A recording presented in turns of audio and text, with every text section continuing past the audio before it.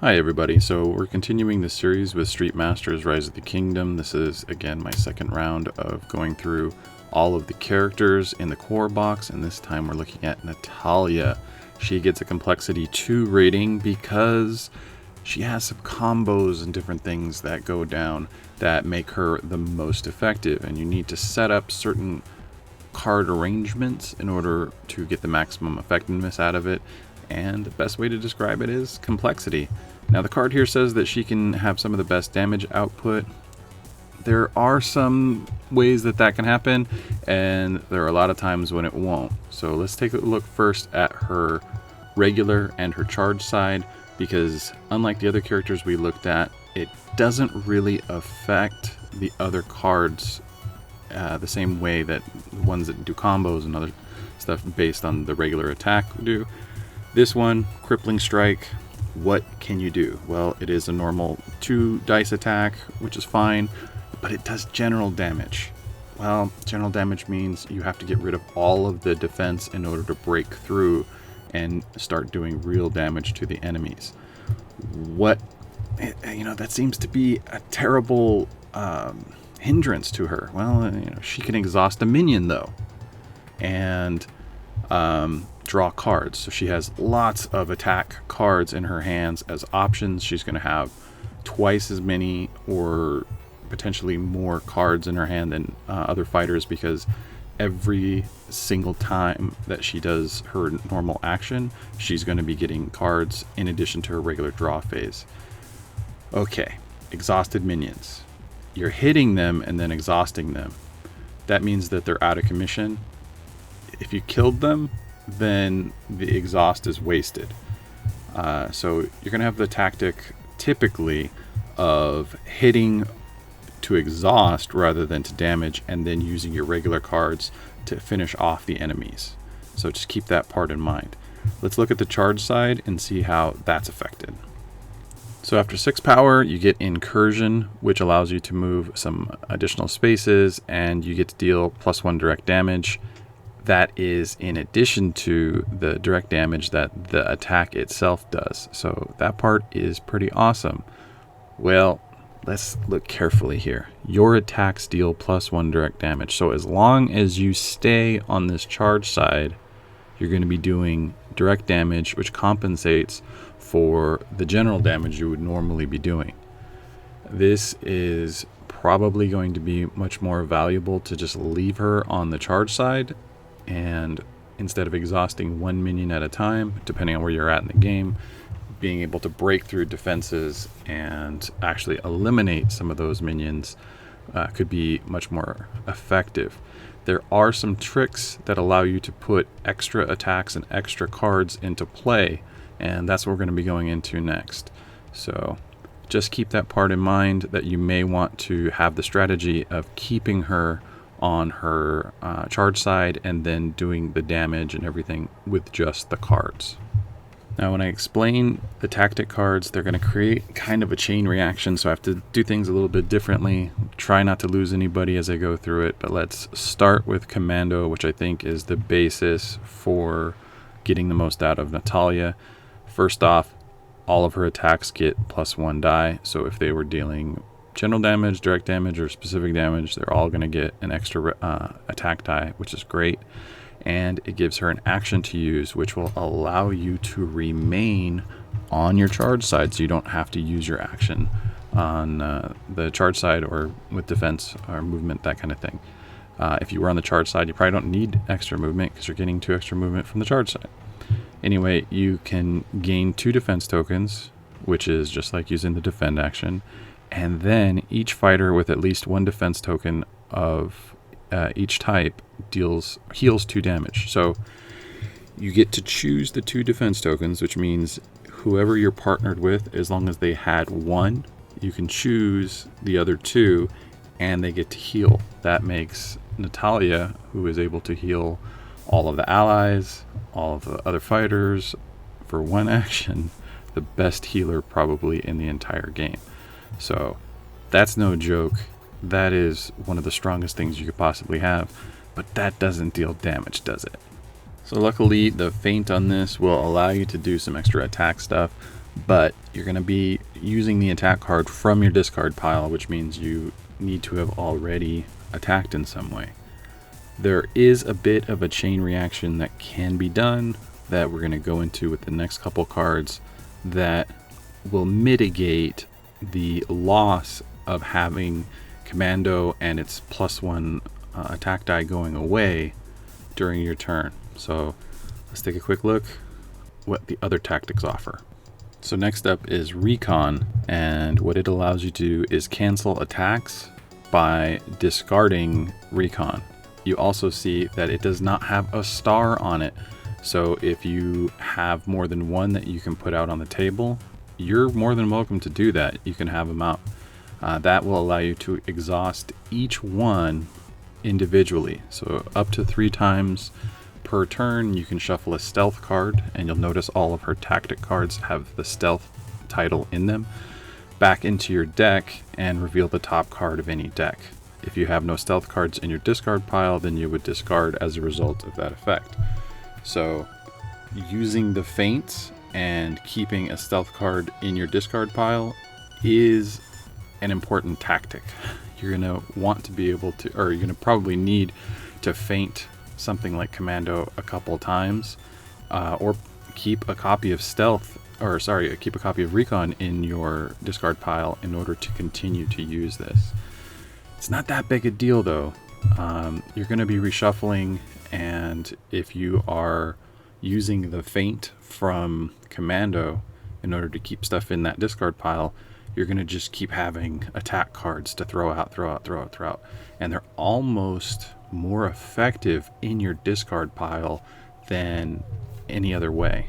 Well, when they're always in your discard pile and you're using those, being able to draw or having to draw could also be a hindrance, which would be another reason why you would like to keep her on your charge side, so that you don't draw an extra card if you don't want to water down or whittle down your main deck and lose the plasticity, the effectiveness of that discard pile being basically a free and open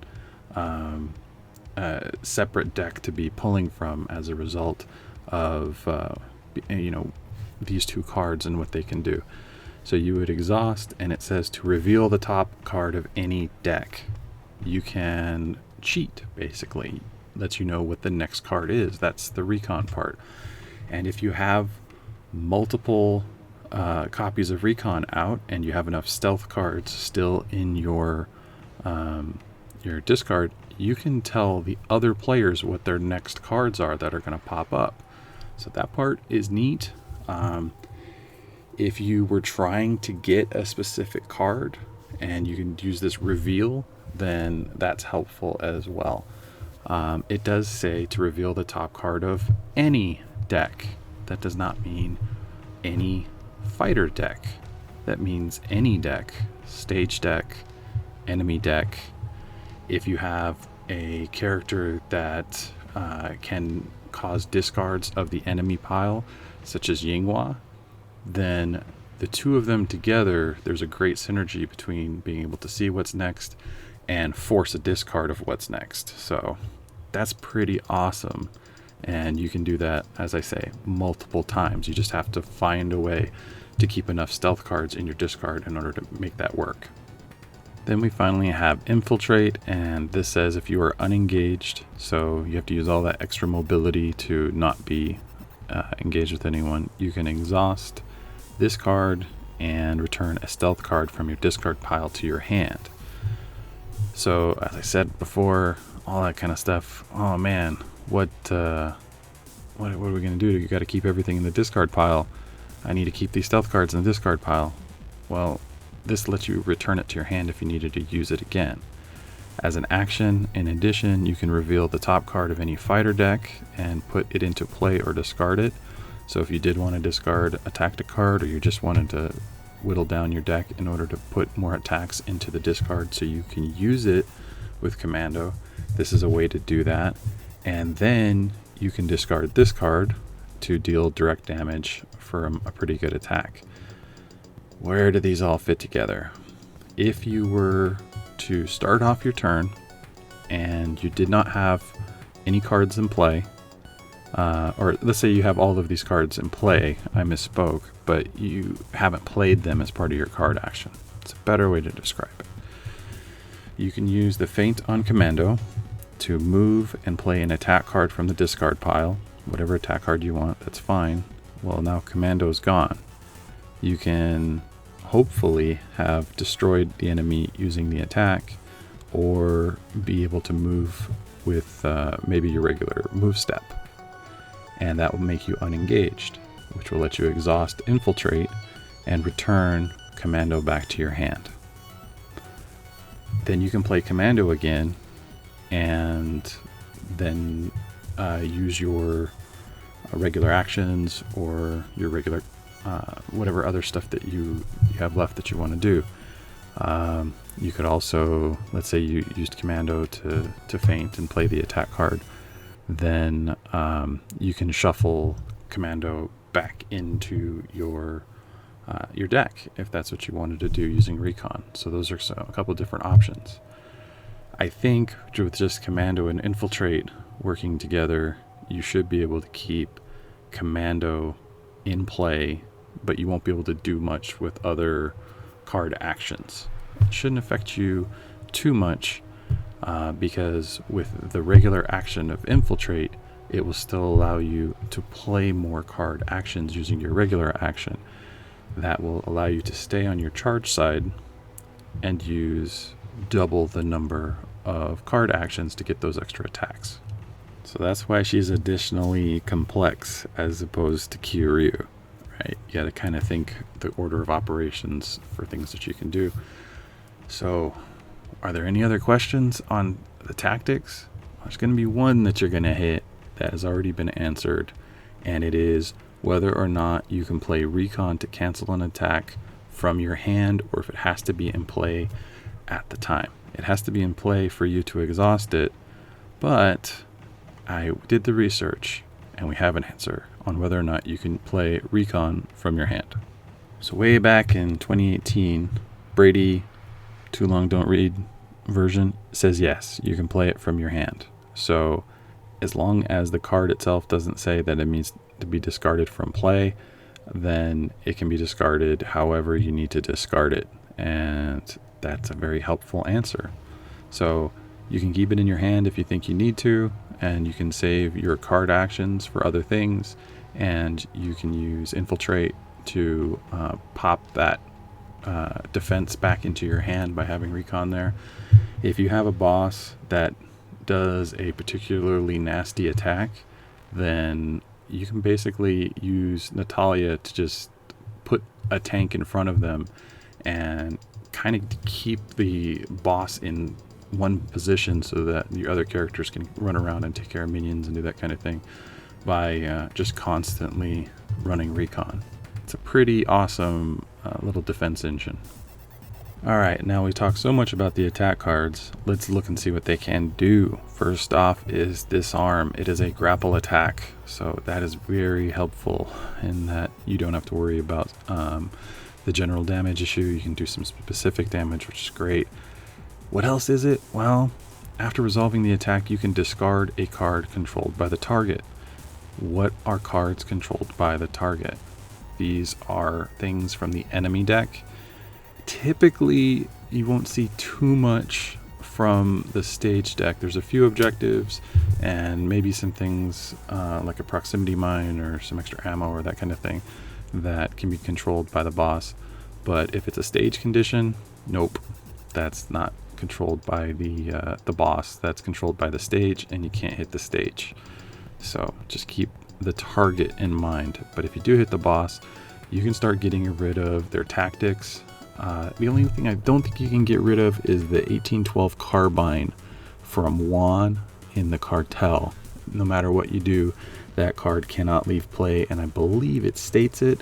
If not, it's in an errata somewhere else, and when we get to that card, I'll show you where the ruling is on that, same as it did with recon. And that means that whatever gear, whatever stuff that has been cycled through the enemy deck that they've picked up, like I said, tactics, you're going to be able to get rid of it, and that is so helpful. If they pick up anything, I think you can get rid of it because it moves to and is controlled by and attached to a minion or a boss. If there's something else that's been attached to a minion, I think you might be able to get rid of it that way. But the real question is who's controlling it. And yeah, I would say just about anything from the enemy deck that is not like a reference card is fair game to be disarmed. And then we have Sonic Blade, which is a good way to discard cards from your hand into your discard pile, especially if you have other attacks or you need to put a stealth card into your discard pile and you don't want to play it first. Then this is a very helpful way to do that. So you would get bonus attacks up to 3 cards from your hand, and if you have commando out, so that is up to 6 plus 1 direct damage if you're on your charge side. So you can do a significant amount of damage and probably take out most minions if you're able to break through their defense. This does a punch attack. A lot of minions have punch defense, but hopefully it'll be enough to finish them off using this as an attack. And since you can get attacks and play them from your discard pile, it's pretty awesome to be able to pull things in and discard stuff. And if you are putting stealth cards or whatever back into your hand, then you'll be able to pretty effectively have as much as you need to power up this card. If you are using the regular attack, if you're not on the charge side yet, then you're probably going to have a lot of extra cards in your hand that you can dump out and do a pretty big attack. Then for the final attack, we have something extra crazy. This is Snap Kick, and it is a stealth card. So you get the benefit of having specific kick damage. So you have a grapple, kick, and a punch to attack with, which is great. And you can power up with this card. You do just a basic 1 dice damage attack, which you would get 2 from commando and plus 1 if you're on the charge side. But you can discard a card to attack again afterwards. So it's like you kick with one leg and then you kick with the other one while you're still in the air. That's the snap kick part. But you get to add 1 dice for each stealth card in your discard pile. It is a separate attack, so you would get the additional die from commando, so that's 2. You get the plus 1 direct damage if you're on your charge side. And you have, let's say you have all your recons on the table. That's okay. You got a defense, you're running that. But that means you could have 4 other stealth cards in your discard pile from the extra copies that you're not using because they're starred cards. And you could have the other 2 copies of Snap Kick in your discard pile. So that means you get a plus 6 dice, which can have crits, which can have all kinds of extra stuff going on. So potentially from a really good Snap Kick, if you have enough stuff in your discard pile, you can do at least 8 dice plus 1 direct damage, and you won't sacrifice anything on the table, and you potentially could be putting this back into your hand every round and dealing another 8. That's an awesome card. It is a great thing to have around, and if you're partnered with someone like Megan who's doing a lot of kick attacks and they're whittling down kick defense, you could be running in real fast and cleaning up. The decks have 2 types of single-use cards, and these ones are ability cards, and they do not receive the extra ability to be played out of your discard pile. So these are the ones that are best to have in your deck, and just keep refreshing your deck. Razor's Edge, if you're unengaged, you're able to attack. It's a ranged attack. I believe it's the only ranged attack that Natalia has, but 5 spaces is like half the board, so it's pretty awesome. And you can deal whatever type of damage that you want to do.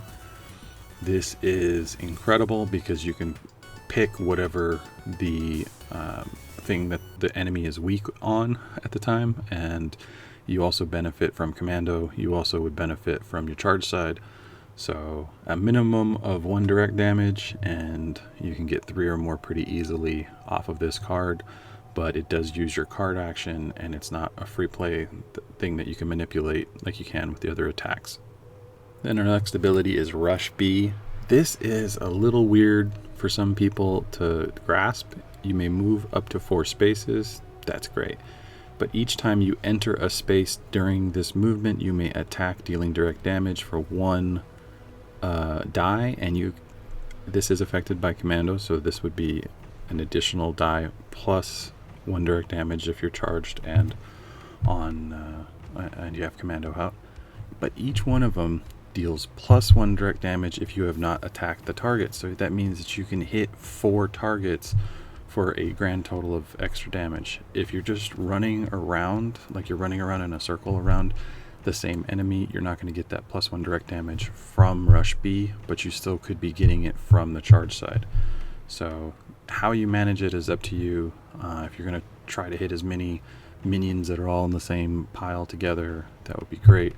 For big, I don't know how I want to describe it. They're like pawns, like the stage with like sudden death with the new challenger. You can get all these different zombies or pawns or whatever in there.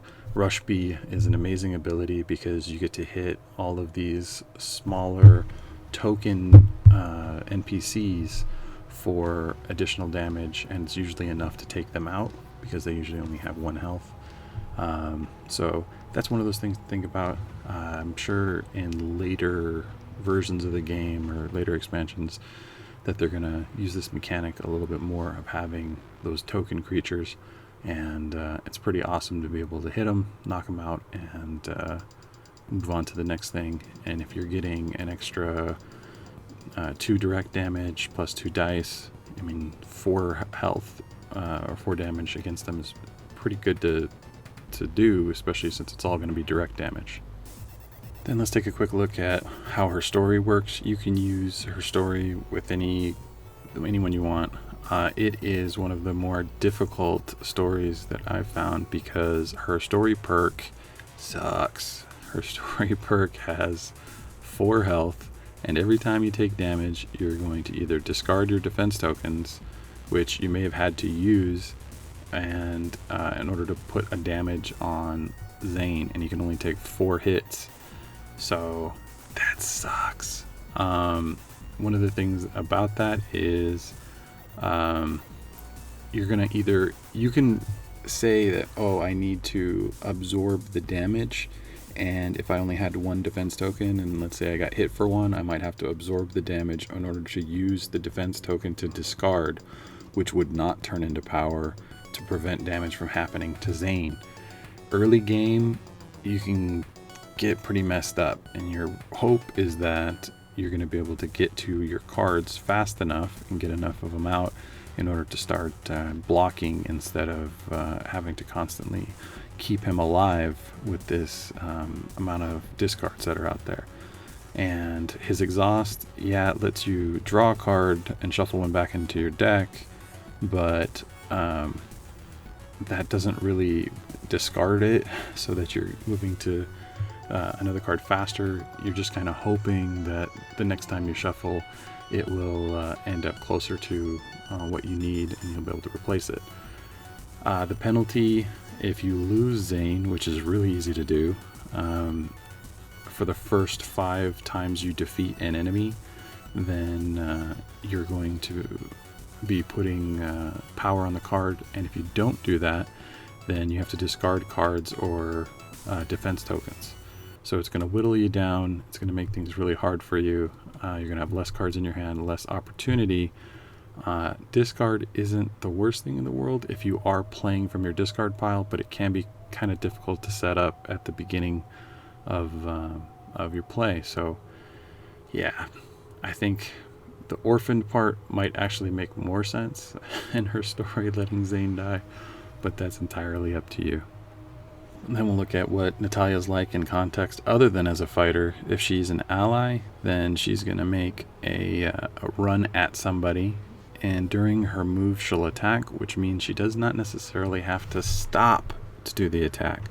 So she will move and continue and then deal a 3 dice plus 1 direct damage if she has a defense token, which means you can get her out of the way and keep her around for a while. So she's like a run and gun, in and out kind of attacker. If she's a rival, then she's got some grapple defense, which is pretty easy to get around. And 8 isn't the end of the world.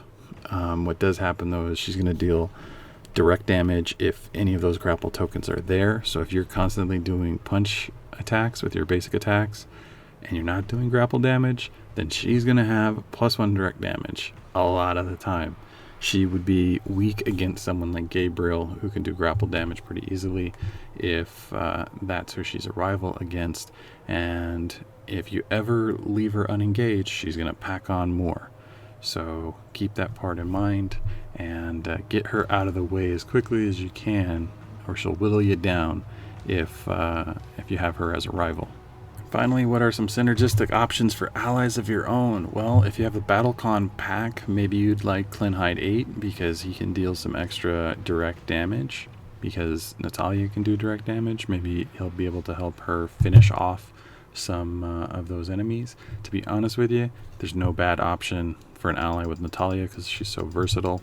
The Dawn, it's the interact that I'm looking at. Because she utilizes her cards more than other players might, I think being able to draw and play a card using your regular action to turn it into a card action, so you can get a minimum of 2 card actions per turn, lets you pull those combos off a little easier and do crazy amounts of damage, especially if you're able to get that snap kick out. So keep that part in mind. And Celine, because she is a beefy attacker with 5 dice, that's some of the highest you can get, and she is also going to gain defense tokens from other enemies, and it's when she's unengaged, she can be anywhere on the board, and she's going to be stealing defense tokens away from enemies. That can help you not have to deal with them if you're still on general damage and you haven't moved over to direct damage. So that is pretty awesome. And I think any of those 3 will work pretty well, and just stuff you can think about. Now, where does Celine and the Dawn come from? They are stretch goals. So if this is in the future and they've packaged Davenport Manor and the Cifarelli family into a different retail package, you might have to pick it up from there. Otherwise, you should be contacting Blacklist about getting some stretch goal boxes that possibly are leftovers from the Aftershock campaign. You might be able to purchase that from them if you purchase the retail copy and you want to get all the other cool stuff that came along with it. Maybe they'll have that available for you. And that's it for this episode. Natalia is a complex character, but I think you'll enjoy using her. If you're having any problems with a particular enemy, I say just add Natalia and you'll be okay. If you want to find out more from me, you can always follow the playlist and the channel here, or my other channel where I go through all of the Kickstarter stuff that is currently out for the week, and you can find links to that in the description or in the little quadrant of stuff that pops up at the end of the video. You can click on there and check out things from there.